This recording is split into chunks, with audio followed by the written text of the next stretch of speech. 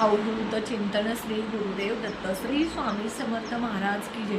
स्वामी दत्त सेवा या चॅनलवर तुम्हा सर्वांचे खूप खूप स्वागत। तुम्हा सर्वांचं आरोग्य उत्तमाचं राहू दे, राहिलेलं आयुष्य आरोग्यदायी जाऊ दे, तुम्हा सगळ्यांना दीर्घायुष्य मिळू दे अशी मी स्वामीचरणी प्रार्थना करते। माझ्या व्हिडिओला सुरुवात करते। बघा, आपल्या नवीन वर्षाची सुरुवात जी आहे ती गुढीपाडव्यापासून चैत्र महिन्यापासून सुरू होत असते आणि गुढीपाडव्याची प्रत्येकाला आतुरता लागलेली असते, कारण प्रत्येकजण गुढी उभा करण्यासाठी काठी आणणं, साडी आणणं, वस्तू आणणं ह्या गोष्टी करत असतं। आणि गुढीपाडवा जो आहे तो अमावस्या कधी आहे बघा, 18 तारखेला बुधवारी अमावस्या सकाळी 8:25 लागते आणि 19 तारखेला गुरुवारी अमावस्या सकाळी 6:53 संपते।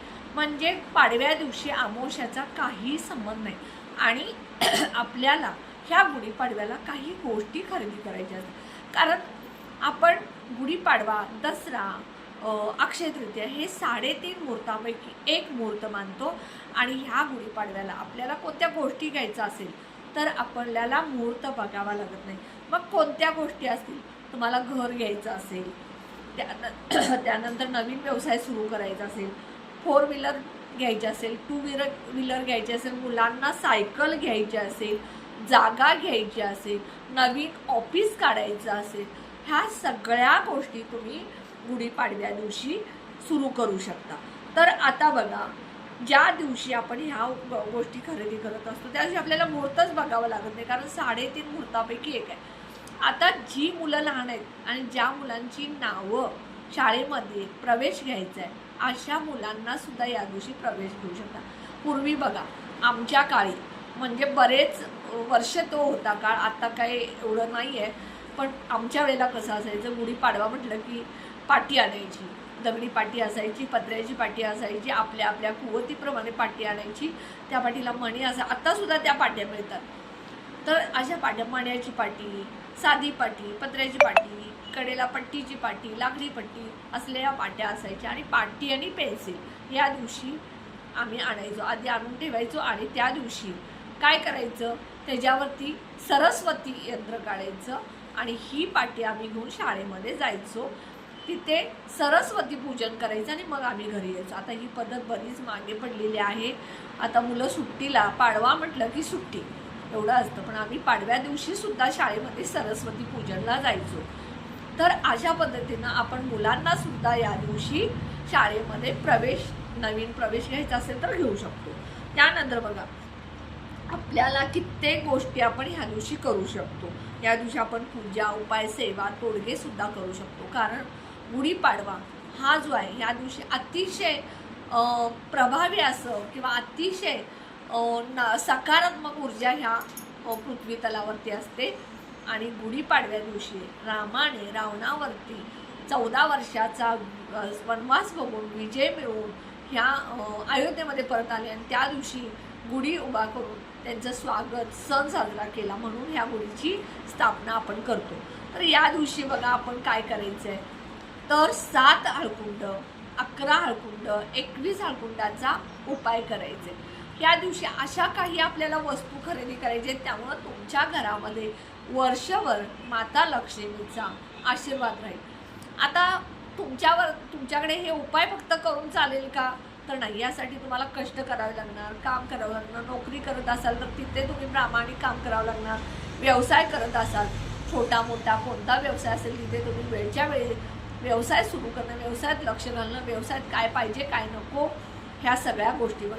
मग तुमचा कोणताही व्यवसाय असू, तुमचं शिलाई काम असू दे, पार्लर असू दे, रिक्षा असू दे, ट्रक असू दे, टेम्पो असू दे, पार्लर असू दे, किराणमालाचं दुकान असू दे, चप्पलचं दुकान असू दे, कॉन्ट्रॅक्टर असाल, अजून कुठला तुमचा बिझनेस असेल, पिठाची चक्की, गिरणी असेल, कुठलाही व्यवसाय असेल, तर तो व्यवसाय चालण्यासाठी आपल्याला सगळ्यात पहिल्यांदा तिथे लक्ष घालावं लागतं, वेळच्या वेळी तो व्यवसाय सुरू करावा लागतो आणि तो व्यवसाय सुरू करून जर आपल्या घरामध्ये पैशाच्या अडचणी येत असतील, व्यवसाय सुरू व्यवस्थित राहत नसेल, तर आपल्याला या दिवशी गुढीपाडव्या दिवशी हळकुंडाचा उपाय करायचा आहे। ह्या हळकुंडाचा उपाय केल्यानंतर तुम्हाला नक्कीच त्याचा फायदा होईल।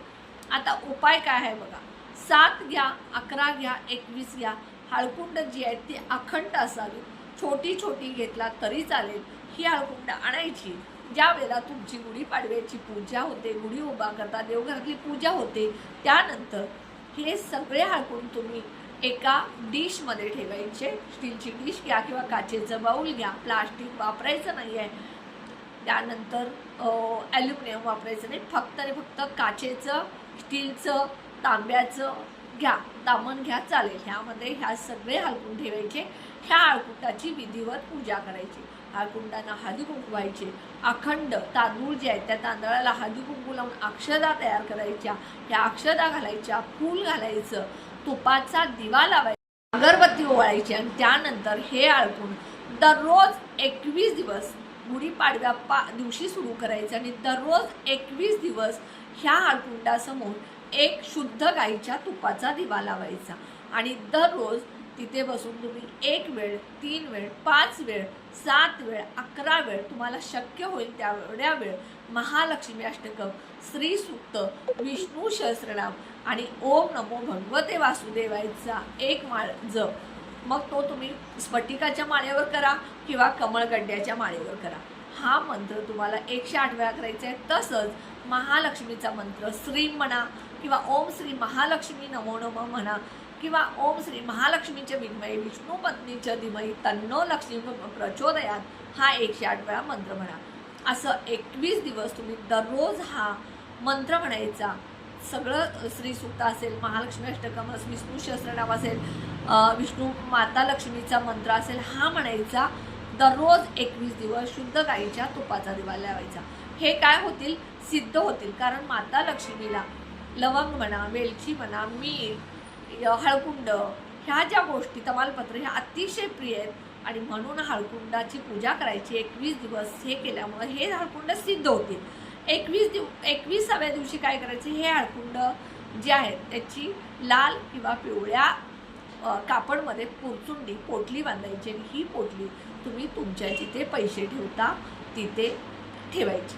जिथे तुमचं लॉकर आहे तिथे ठेवा, दागिने ठेवता तिथं ठेवा, डब्यामध्ये पैसे ठेवत असाल तिथं ठेवा. ह्यातला एक हळकुंड तुम्ही तुमच्या पर्समध्ये ठेवला तरी चालेल, एक हळकुंड नवऱ्याच्या वॉलेटमध्ये ठेवला चालेल, एक हळकुंड मुलींच्या हळकुंडमध्ये ठेवला चालेल. म्हणून 11 किंवा 21 हळकुंड घ्या. म्हणजे त्यातले एक एक हळकुंड तुम्हाला मुलांच्या, तुमच्या मिस्टरांच्या वॉलेटमध्ये, पर्समध्ये ठेवता येईल. त्यानंतर बघा, ह्यातले एक हळकुंड किंवा 2 हळकुंड तुम्ही काय करायचं?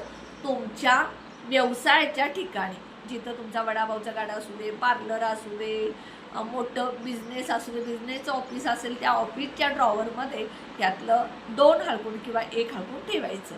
1 हळकुंड तुम्ही मुख्य दरवाजाच्या बाहेर सुद्धा बांधला तर येणारी लक्ष्मी अखंड आणि हसत आणि आदरानं येईल. त्यानंतर बघा, तुम्हाला काय करायचं आहे? ह्या दिवशी जे हळकुंड आहेत ते तुमच्या नात्यामध्ये दुरावा जर झाला असेल ह्यासाठी सुद्धा तुम्ही नवरा बायकोनी हे हळकुंड तुमच्या जवळ ठेवले तरी चालेल.